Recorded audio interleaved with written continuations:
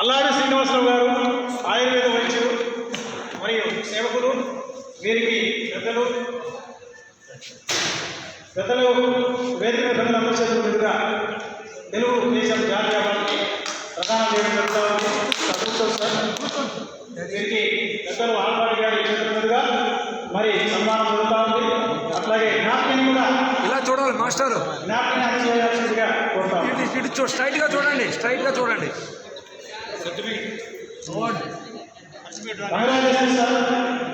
రాబోయే రోజుల్లో ఆయుర్వేదంలో సరైనటువంటి సూచనలు సలహాలు ఉచితంగా ఇచ్చి ఆయుర్వేద వైద్యాన్ని ముందుకు తీసుకోవాల్సిందిగా కోరుతున్నాము.